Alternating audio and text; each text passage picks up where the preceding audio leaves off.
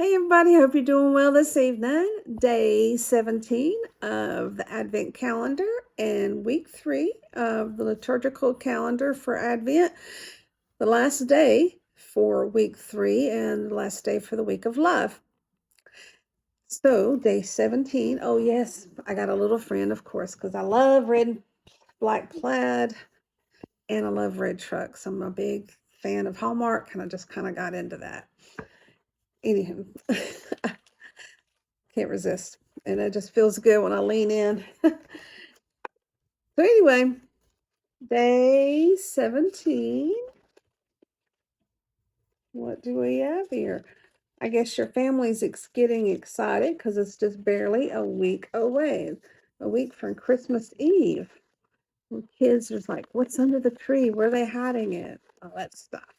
So we're looking at the book of Luke chapter 1, verses 5 through 13. Again, Luke 1, 5 through 13. And this is about the birth of John the Baptist, was how it was foretold. In the time of Herod, king of Judea, there was a priest named Zachariah, who belonged to the priestly division of Abijah. His wife Elizabeth was also a descendant of Aaron. Both of them were righteous in the sight of God, observing all the Lord's commands and decrees blamelessly. But they were childless because Elizabeth was not able to conceive, and they were both very old. When Zachariah's division was on duty and he was a servant as priest before God, he was chosen by lot, like a group of, not like the person Lot, according to the custom of the priesthood, to go into the temple of the Lord and burn incense. And when the time for the burning of incense came, and all the assembled worshipers were praying outside, then an angel of the Lord appeared to him, Zechariah. He was startled and was gripped with fear, but the angel said to him, "Do not be afraid," which he later said to Mother Mary and to Joseph.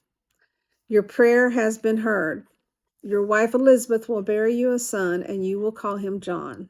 Thanks be to God. This makes me think about a lot of things in our life today. It's not unlike that there's always a background story. There's something that always has to happen before the main thing happens. John the Baptist led the way for Jesus. And again, also just the prophecies of what's going to come for Jesus and John the Baptist and all other things that are going to happen in the Old Testament and parts of the New Testament as well, tell the backstory. And so it seems sometimes like there's no rhyme or reason for a lot of things, but one, the patience, and two, understanding that there's a lot that went into it, and God always has a reason for what he's doing.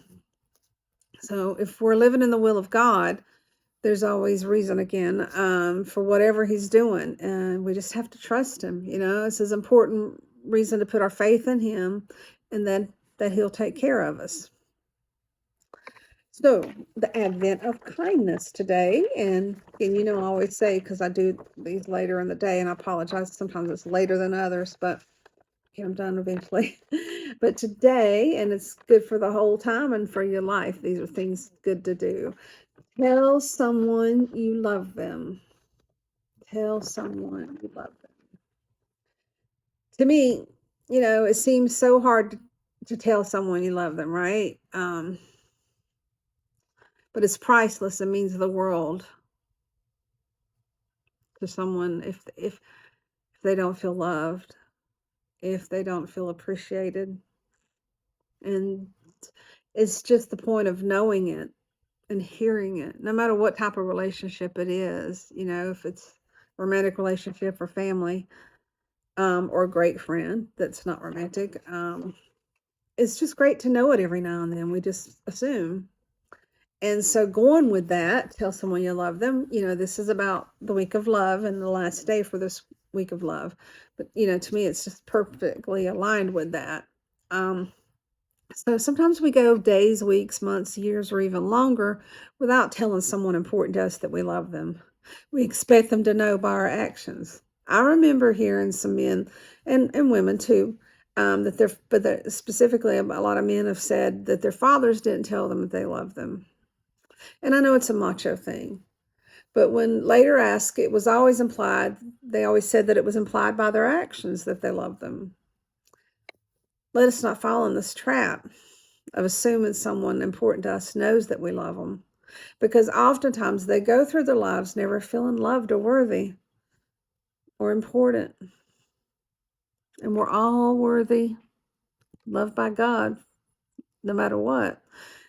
And we're all important. So even if they don't tell you, just know it, that God loves you no matter what. And I bet there's people out there that love you whether they've told you or not. And I bet there's people out there that are hoping you'll tell them again soon if you haven't told them the first time, or if you have told them the first time but haven't told them in a long time.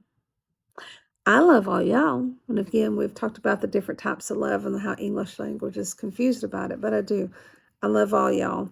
I really appreciate the encouragement that I've had from a lot of my family and friends over the years. Social media, real life, when I've around the world where I've traveled or otherwise.